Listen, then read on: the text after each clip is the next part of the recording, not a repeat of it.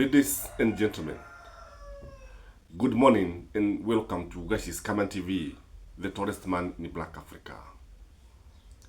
Yesterday, Morara appeared on Citizen TV under the popular JKL, a show that is very, very popular and hosted by Jeff Koinange.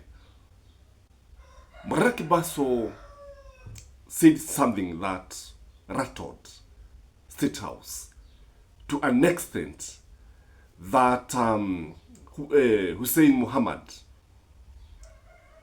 who actually worked for William Samoei Ruto, directly in State House, had to call Citizen TV and to call Jeff directly. And this actually caught the attention of many people. The anger by Muhammad is something that scared many Kenyans. The tone of his language also scared many people. And the unshaken Kibaso Morara, I could see him. He was also shocked to hear that State House is actually following what he was saying. Ladies and gentlemen, kuna wakati ambapo mambo mengine yanatokea, watu wanajiuliza why these things are happening. Ladies and gentlemen, Waswahili walisema ya kwamba siafu akipiga kabi katikati ya miguu ya simba, chaka halikaliki. Akipiga kabi pale, unajua anaweza kuvuta cha kuvuta pale, anaweza kupiga kabi pale na kufanya kazi kwa bidii mpaka simba akashindwa kulala chakani mwake, ikabidi atokee akitafuta usaidizi. Sio maneno yangu, ashakumsima tusi. So ladies and gentlemen, what made State House overreact? Because if you ask me, State House overreacted. Number one, it is also important to realize that our constitution guarantees free press freedom. Press freedom is an inalienable right that is given by our constitution. So when you see Hussein reacting, State House reacting, they want to intimidate citizen.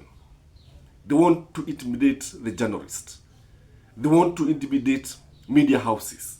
They want to intimidate political analysts. They want to intimidate people who are coming out and exposing the government.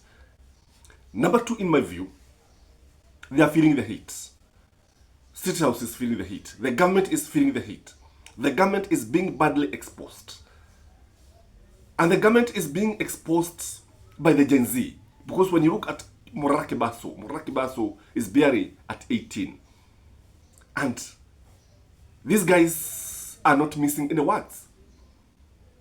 And these guys are coming up with the facts, armed with digital literacy and kalamu na karatasi. They are able to get the information that is being hidden by the members of the public. Whatever Morara Kibaso is doing should be actually supported by all Kenyans. I don't know whether I have his number here. I could have posted the number here so that you can reach to him directly. The other thing that made State House to react furiously is because Morara Kibaso said that he is going to vie for the presidency and is not going to use stolen wealth. He's not going to use stolen money. He asked Kenyans that if they can be able to fund him, he can vie for the presidency and would defeat William Samoei Ruto in the morning. And I think this is something that State House did not like. Because given the chance, remember I gave a political analysis about Morara Kibaso. And I had also opined that this man is right to be the president of the Republic of Kenya. And maybe you can go visit that video. It is entitled that this man will have Ruto for breakfast. And you see his photograph there. The thumbnail is that of Morara Kebaso.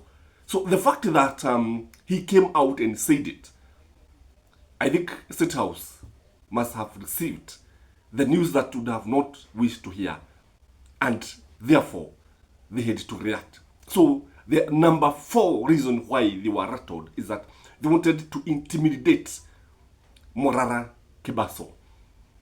So as a person who is actually leading the onslaught against corruption. Because if you ask me, Morara Kebaso is doing the right thing. If you ask me, the State House mandarins are not addressing the real issues. Whether he received a call from William Samoei Ruto is neither here nor there. The real issue is, are those projects that are being exposed and tainted by corruption, is it true? That's the question that should be addressed. Not whether the president calls him or not. In fact, the president calling somebody, it's not a big deal. It's not a big deal. And even if he, for example, even if William Samoei Ruto calls me today, what's the big deal? He is the president of the Republic of Kenya. We are just his subjects. He is the president. He is free to call anybody. And maybe he can call and maybe ask for some clarification. And even there's nothing wrong. Because what William Samoei Ruto can do is to bring such Kebasos, Morara Kebasos, in his government, and they would help him, for example, to deliver so many things. That, for example, maybe, you know, as the head of state, in fact, you may not know all what is happening in the country. You may not even understand that such a project did not take off, and you launch the project, the money was stolen. He may not even have that knowledge. So by calling Morara Kebaso on live and trying to intimidate him, trying to tell him to actually substantiate, Safaricom is there. If you at all was using Safaricom, because the number for William Samoei Ruto is Safaricom line. He uses Safaricom line, and it is known by many people. It is known. So William Samoei Ruto is a person who actually should have stopped this guy. But I know Hussein Muhammad, most likely he was sent by a State House. He was sent maybe even by the president. Maybe the president was very angry. He was told to stop that guy.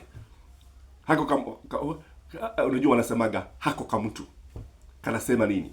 That's the way they address citizens.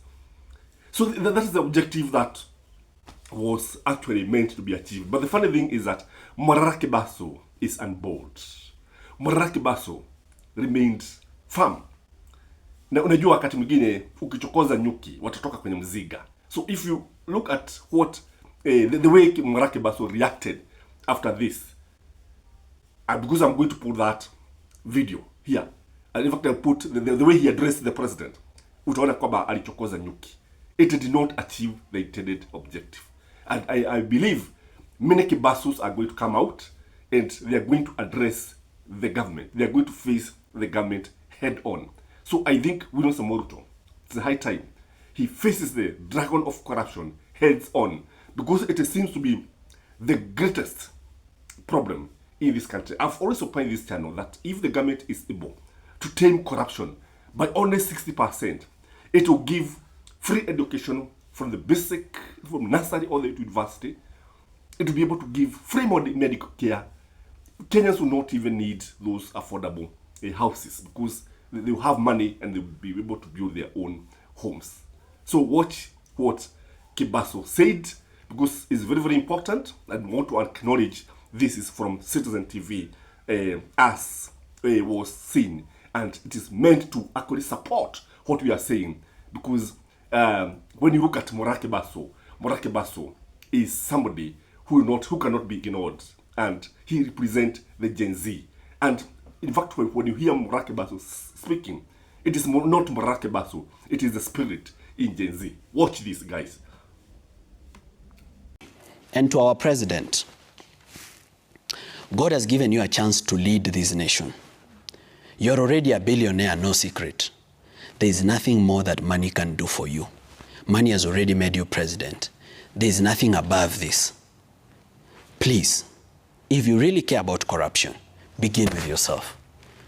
Call yourself into a meeting and ask yourself, would you like to continue being a president that leads in corruption or that leads in development? And as a president, your word should mean something. Don't lie at every opportunity. You are breaking our hearts, you are disappointing us, you are depressing us. Because every time we wake up and remember that you are the president, we are traumatized. You need to remember that you are leading people, not graves. Care about us. Care about the children of Kenya. Do not be very happy to transport and export your most energetic and brilliant labor of the youth of Kenya to go build other countries just because you've built a very corrupt system that does not create opportunities for them. Mr. President, I want to assure you that the silence that you feel today is not peace. It is the silence before a storm.